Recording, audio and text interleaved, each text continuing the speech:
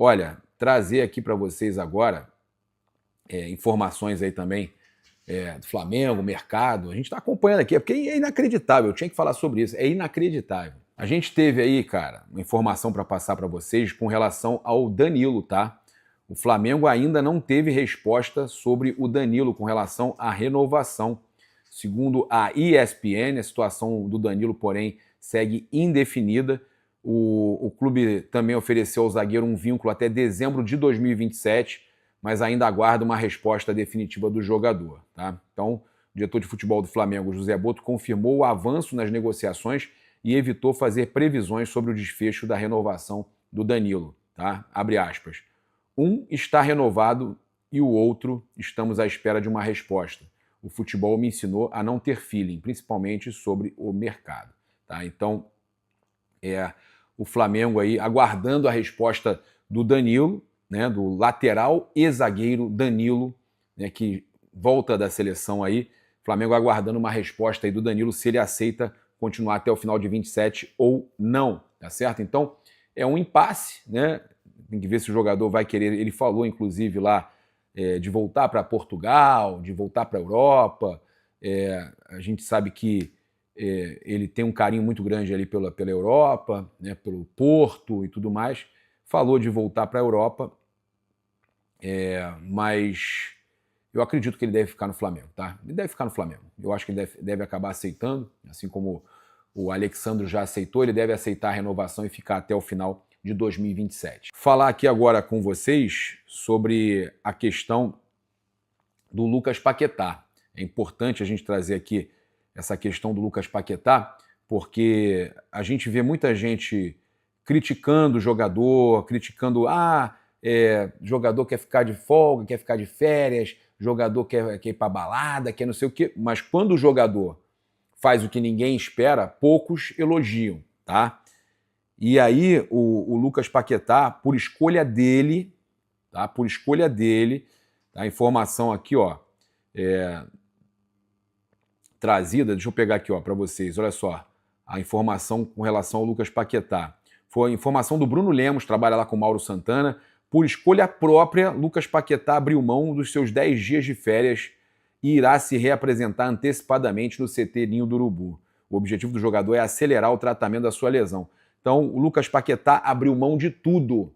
Abriu mão de tudo, cara. Abriu mão das férias. Está retornando, né? Os jogadores retornam hoje para o Brasil. Está retornando e abriu mão dessas férias que teria de 10 dias para tratar a sua lesão no Ninho do Urubu, para se reapresentar. Exemplo.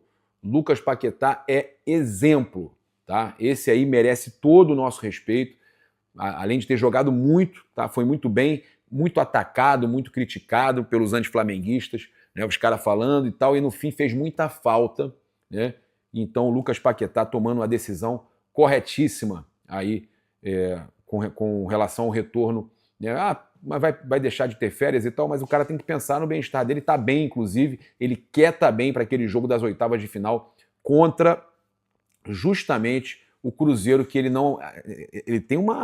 Ele tem ali uma mágoa, né, uma tristeza por 2018. Aquela eliminação do Flamengo nas oitavas da Libertadores para o Cruzeiro, que ele toma um amarelo e fica de fora do segundo jogo. Pode ter certeza que o Paquetá tem ali algumas coisas guardadas no porão que ele está querendo, né, enfrentar o Cruzeiro na Libertadores, quer estar bem para poder enfrentar o Cruzeiro nos 2 jogos das oitavas da Libertadores. Sombra aqui no gramado, mas eu queria saber de você, Jardim, o que esperar do Lausanne, dessa equipe da Suíça, que vocês já estudarem também em relação a possíveis novidades em relação à formação do time. Bem, em relação ao Lausanne, é uma equipa boa. Em termos de prioridade, com certeza, os outros 2 adversários são equipas com outra dimensão. O Benfica em Portugal, a Argentina, o River na Argentina. E vamos utilizar este jogo para dar alguns minutos àqueles que não jogaram no primeiro jogo. Com certeza que não é mudanças em 100%. Com certeza vamos tentar fazer 2 times equilibrados, quer para a primeira, quer para a segunda parte, para também ninguém daqueles que eu quero que inicie o jogo contra o Benfica jogue mais de 45 minutos. Jardim, como é que tem sido esse período de trabalho com os garotos da base? Assim, o que você tem priorizado nesse tempo? Até para passar, né, o que você pensa do jogo, como eles não têm jogado tanto, né, tantos minutos. Como é que tem sido até a sua conversa com eles? Enfim, você tem conversado diretamente ou só ali no momento do treino? Pá, com certeza tem sido bom, que assim temos mais capacidade de analisá-los, estar aqui connosco. Este período tem sido benéfico em termos de treinos, eles fizeram os treinos todos com a equipa principal. Eu tive ainda 2 treinos que dei somente a eles para eles evoluírem em alguns elementos em termos estratégicos. Tive 2 unidades somente com o grupo sub-20. E agora dar um pouco de tempo ao jogo para ver como é que é o transfer que eles vão fazer para o jogo da primeira equipa, que isso será o mais importante. A gente já está na contagem regressiva para a abertura da janela de transferências, né, tanto a nacional quanto a internacional. Outro dia lá em Lagos, você disse que, claro, né, não tinha participado da montagem do elenco, você chegou já em fevereiro. Como é que é o teu papel nessa janela de transferências? O que é que você pediu efetivamente? Quais são as posições que você entende importantes para o Flamengo reforçar? Como é que foi a tua atuação junto ao Boto, junto à direção do clube, em busca de reforços nessa janela que começa agora, Jardim? Bem, 2 ou 3 diretrizes importantes. A primeira diretriz era trazer jogadores melhores do que aqueles que cá temos, não vale a pena estarmos a trocar por trocar. Ter sempre a preocupação de trazer alguns jogadores jovens, que quando eu digo jovens não é com 18 anos, mas que não seja com 30 e poucos anos, jogadores que tenham uma capacidade física diferente para ter energia na equipa, quer para o presente, quer para o futuro. E já falei que talvez o nosso meio campo ofensivo, e mais um ponta podia ser jogadores interessantes de colmatar se não sair ninguém. Jardim, você tem trabalhado com esse grupo aqui, mas você tem muitos jogadores fora, nas seleções, alguns já voltando, e na última coletiva você comentou, né, que tinha uma expectativa de como eles chegariam, como eles viriam. Você já teve contato com esses jogadores? Você já tem notícias de todos eles, como eles voltam? Se voltam prontos já para as atividades que o Flamengo tem logo a partir do dia 22, por exemplo? Não, em relação aos jogadores, tenho informação do dia de chegada, daqueles que estarão disponíveis. Aqueles que estão lesionados, que toda a gente sabe, não tenho informações ainda do departamento quando é que eles podem voltar aos treinos. Com relação ao uso, Jardim, dos jovens da base, você falou que vai dar uma oportunidade para quem não jogou o primeiro jogo. A gente viu que o Daniel Salles se lesionou, né? Qual vai ser a solução para a lateral direita? O Royal joga de novo? Não, quando eu disse que vou dar a oportunidade, não quer dizer que os que não jogaram, os que jogaram no primeiro jogo não vão voltar a jogar. Alguns vão voltar a jogar 45, outros 30, talvez outros podem não jogar. Mas com certeza temos que, no lado direito, principalmente para a segunda parte, quando o Royal sair, vamos tentar colocar um miúdo da base, ou talvez o Ryan ou o Guilherme, uma das opções. Mister, ainda sobre a base, a gente sabe que jogar no Flamengo é uma pressão absurda. Uma jogada pode colocar ele em uma carreira mundial e também colocar ele como invisível no mercado. Como é que protege um garoto desse, professor? Eu acho que a base é sempre um elemento e um veículo importante para todos os clubes, ter bons jogadores da base, mas não vamos apostar somente por apostar, tem que haver talento. Toda a gente sabe que esta última geração do sub-20, principalmente em termos de rendimento, não teve muito bem, não ficamos apurados para os primeiros 8 do Campeonato Brasileiro. Com certeza tem um ou dois jogadores que são interessantes, estamos a fazer uma avaliação a eles e vamos ver aqueles que não tiverem cabimento aqui na estrutura do Flamengo. Podemos pensar nos empréstimos, podemos pensar numa venda com percentagem para ver se crescem no futuro, mas essa parte é mais o Boto e o Presidente que terão que resolver. Mister, falando já sobre essa questão de destaque também, qual dessa rapaziada da base tem se destacado nos treinamentos? Quem tem chamado mais a sua atenção? A gente sabe que o Everton Araújo tem sido da base o que mais teve destaque na última temporada.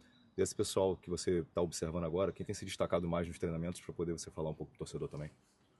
Não, os destaques são aqueles que eu tenho utilizado mais, porque tenho dado mais espaço na primeira equipa.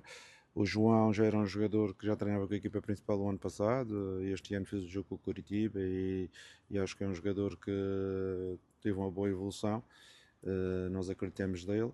E a seguir há outros que também têm qualidade, que ainda não tiveram oportunidade, mas aos poucos e poucos a gente vai ver até que patamar é que eles podem evoluir. Eu tento sempre um carinho muito especial pela formação, que é a minha forma de trabalhar, mas com certeza do lado deles tem que mostrar competências para jogar ao mais alto nível pelo Flamengo.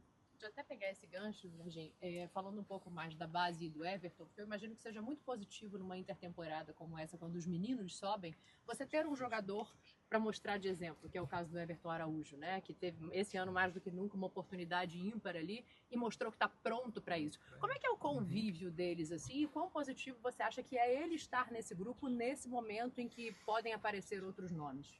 Com certeza que um dos treinos que eu tive com a base individual, eu tive uma conversa nesse treino de uns 10 a 15 minutos com os jovens e expliquei a eles o exemplo do Everton, a persistência. Ele não era dos melhores jogadores da base, mas foi um jogador que trabalhou, teve persistência, aproveitou as oportunidades e ao longo dos últimos 2, 3 anos foi evoluindo. E temos casos, eu até falei, porque estava lá o Ryan e estava o Laurent, disse é muito difícil a passagem do sub-20 para os elencos profissionais. E aí dei o exemplo dos dois que foram emprestados e voltaram 6 meses depois. Tudo isto sabemos que não é fácil, somente uma porcentagem muito pequena do sub-20 é que acabam por ficar nas equipas principais, mas isso não é no Flamengo, em qualquer equipa, mas eles têm que ter a mentalidade que nem tudo acaba. Isto é um processo que acaba na formação, mas começa no futebol profissional. Se não der para começar no Flamengo, vão ter que começar noutro sítio para chegar um dia ao mais alto nível. E aí temos um grande exemplo dentro do clube, que é o BH. O BH começou muito baixo já com 21 anos e chegou a ser um dos grandes ídolos do Flamengo. Por isso às vezes não é importante onde começamos, mas sim onde vamos acabar. Mister, dentro das premissas que estão estabelecidas, né, de que nenhum titular no jogo de sábado contra o Benfica joga mais de 45 minutos, de 2 equipes fortes, né, em cada tempo, amanhã contra o Lausanne. Já tem o time titular definido, Jardim? Não, mas com certeza que vai andar à volta daquele time que jogou o último jogo com o Coritiba, do primeiro jogo aqui contra o River, com estes jogadores que estão aqui. Com certeza que essas têm sido as opções. Obrigado, pessoal. É isso, eu convido você a seguir, curtir, compartilhar em todas as plataformas. Você que está no YouTube, eu convido a se inscrever aqui embaixo, acionar a notificação no sininho, deixar aquele like maroto no vídeo. Muito obrigado aí pela sua companhia. Saudações rubro-negras. Isso aqui é Flamengo. Valeu!